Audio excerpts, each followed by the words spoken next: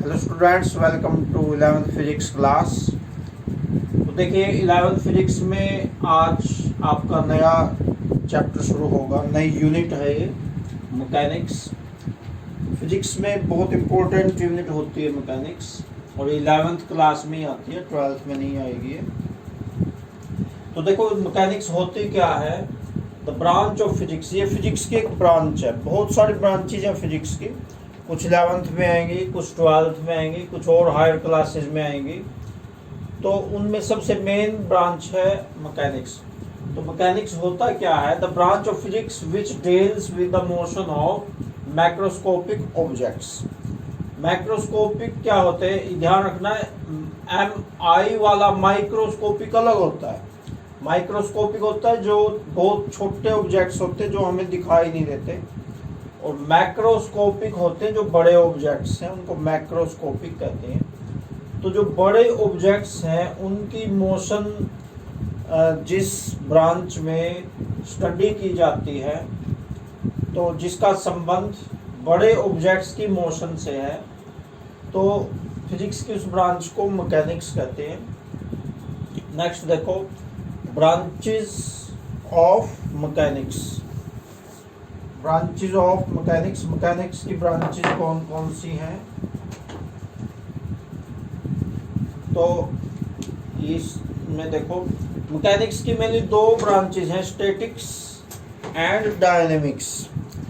Statics शब्द जो बना है, स्टैटिक्स का मतलब rest, at rest.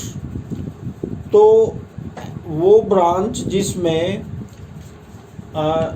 Objects at rest पढ़ते हैं हम, यानी रेस्ट में, तो उसको तो कहते हैं स्टैटिक्स। और डायनेमिक्स होता है the branch of physics which deals with the objects in motion. Motion में, गति में, मोशन में जिन ऑब्जेक्ट्स के बारे में पढ़ते हैं, तो मैकेनिक्स की उस ब्रांच को डायनेमिक्स कहते हैं। आगे डायनेमिक्स के भी दो पार्ट्स हैं आगे, number 1 kinetics and number 2 kinematics.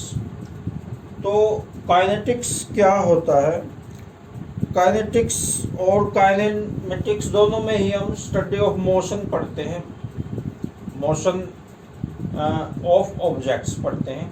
लेकिन जब दोनों में मोशन ही पढ़नी है, तो फिर अंतर क्या हुआ, डिफरेंस क्या हुआ दोनों में? डिफरेंस ये है कि काइनेटिक्स है जो उसमें मोशन का काज भी पढ़ते हैं, क्या किस कारण से मोशन है, कौन सा फोर्स है जो मोशन कर रहा है। और काइनेमेटिक्स में विदाउट काज ऑफ मोशन, सिर्फ मोशन को पढ़ते हैं, उस मोशन का क्या कारण है, किस कारण से वो मोशन हो रही है, वो नहीं पढ़ते हैं। तो ये आपने बना लेने हैं, इनके नोट्स बना लेने हैं क्वेश्चन में। जैसे व्हाट इज मैकेनिक्स, क्वेश्चन ये बना लेना। Answer, the branch of physics which deals with motion of macroscopic objects is called mechanics. और नेक्स्ट देखो, नेक्स्ट क्वेश्चन बनाना है, explain the branches of mechanics. तो आंसर उसका लिखना है, there are 2 branches of mechanics, number 1 statics, number 2 dynamics.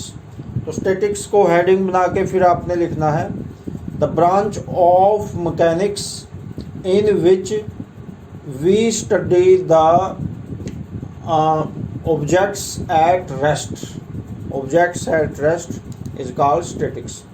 Number 2 dynamics को heading बनाना है, द ब्रांच ऑफ फिजिक्स, फिर आगे लिखना उसको हेडिंग बना के, the branch of physics which deals with the objects in motion is called dynamics.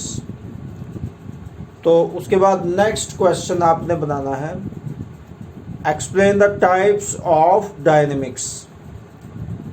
तो फिर उसका आंसर लिखो, नंबर पहले मेन लाइन लिख लो, dynamics, the branches of dynamics are, there are 2 branches of dynamics.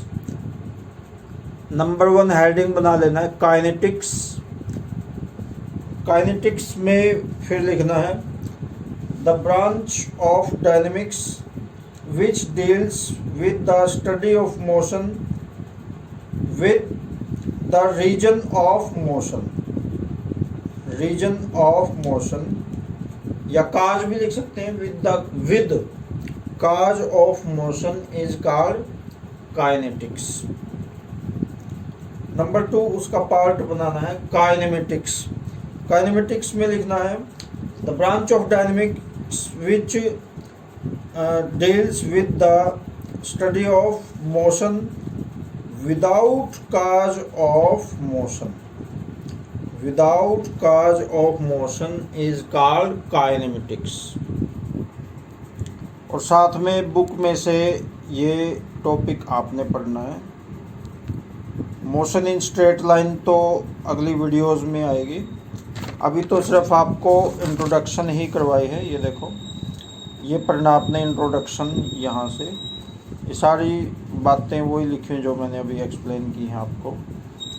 और ये वाला भी आपने पढ़ना है बुक में से। और आगे नेक्स्ट ये वाला पोर्शन भी आपने पढ़ना है। तो कल आपको नेक्स्ट वीडियो में ये करवाएंगे वेक्टर्स एंड स्केलर्स, बहुत इम्पोर्टेंट टॉपिक रहेगा ये। तो अभी आज आपने यही काम करना है। Okay, thanks.